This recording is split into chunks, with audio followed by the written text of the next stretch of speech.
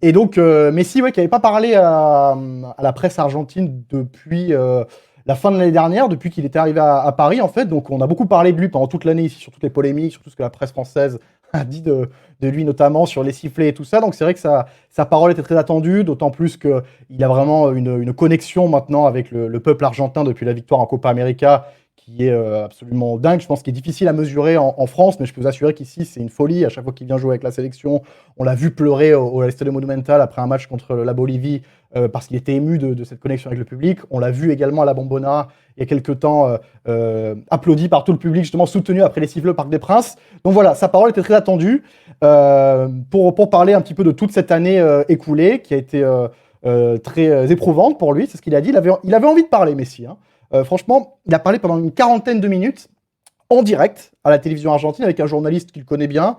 C'était une interview, on va dire, plutôt complaisante, hein, parce que c'est un peu le ton de la presse argentine en ce moment Oui, avec, on touche avec pas à Messi. Messi, quoi. C'est l'icône argentine, évidemment.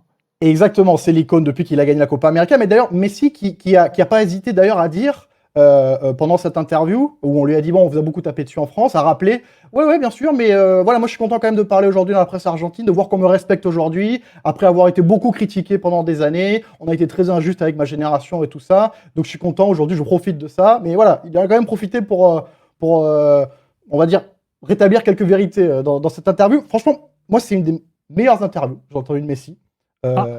Hyper sincère, avec des messages à passer. On sent que c'est un gars beaucoup plus mature maintenant, père de famille avec ses 3 enfants. Il est à l'aise à l'antenne. On sent maintenant en Argentine, on sent il s'est enlevé on va dire un poids depuis qu'il a gagné cette Copa América. Donc, et il est sur la fin de sa carrière également. Donc voilà, il parle beaucoup plus librement, on le sent. Et donc, je te propose d'écouter peut-être Gilbert, justement, ce qui nous intéresse le plus. C'était sur cette année qu'il a vécu avec Paris, avec le départ de Barcelone, et cette année un petit peu compliquée. On pourrait presque donner un titre, une année en enfer, hein, quand on va l'écouter, Lionel Messi, qui parle justement de toutes ces circonstances qui ont peut-être fait justement qu'il n'a pas été à la hauteur de ce que lui-même imaginait en termes de performance. On l'a senti très frustré par son année à Paris. Je vous propose de l'écouter, Lionel Messi. Ça a été un changement dur à vivre, une année difficile pour être sincère. Après avoir passé toute ma vie au même endroit, ce n'était pas facile à mon âge, parce que une chose est de le faire quand tu es jeune et préparé, mais moi je ne voulais pas de ça à ce moment-là. Le premier jour d'école de nos enfants, je me rappelle qu'on a pleuré avec ma femme. On se disait, mais qu'est-ce qu'on fait là? Qu'est-ce qui s'est passé? On ne comprenait rien. Il a fallu aussi que je m'adapte à une nouvelle façon de jouer. Je suis arrivé dans un championnat qui avait déjà débuté. Ensuite, j'ai eu un problème au genou. Et au final, je ne commençais jamais vraiment. Jamais plus de 3 ou 4 matchs d'affilée. J'ai eu le Covid qui m'a laissé des séquelles au poumon. Je n'ai pas pu m'entraîner. Pendant 1 mois et demi, je ne pouvais même pas courir. Moi, je voulais reprendre absolument. On s'est un peu précipité et ça a été pire. Et quand ça a commencé à aller mieux, eh bien, il y a eu le Real Madrid et ça nous a tués. Bon, à entendre ça, Florent et Stéphane, on a l'impression qu'il est vraiment venu. C'est comme s'il était venu sous la contrainte au PSG. Enfin, c'est assez terrible quand même. Genre, je pleurais avec ma femme, quoi. Qu'est-ce qu'on fait là? Ouais, Attends, Florent d'abord. Ensuite, ton micro, Florent. Oui, c'est bon, il est allumé. Bon, parce que je me trompe toujours de bouton. Parce que mon micro est situé entre 2 boutons à égale distance. Je le dis. Très bien. Mais tes contingences personnelles, on s'en fout. Bah non, c'est les coulisses de l'after. C'est un peu comme Messi entre Barcelone et Paris. T'as pas les gens. bouton. Voilà, il est entre Tour et Rennes, lui, plutôt. Exactement. Non, mais je sais que tout ça va être balayé par non, mais qu'est-ce qui nous fait chier, ce multimillionnaire, à nous parler de ses états d'âme. Et moi, j'entends ce que dit Georges sur le côté sincère, puisque Georges le suit, l'entend, le reconnaît. Et ce qu'il dit là par rapport à sa famille, à son changement de vie et autres, je pense que pour être une star et un multimillionnaire, on n'en est pas moins homme, et je pense que c'est tout à fait audible et tout à fait entendable. Et je pense que c'est ce qui lui est arrivé, que ça explique en partie, et seulement en partie, ses contre-performances, parce que oui, il n'est pas venu là par amour pour Paris et le PSG, ça tout le monde le sait.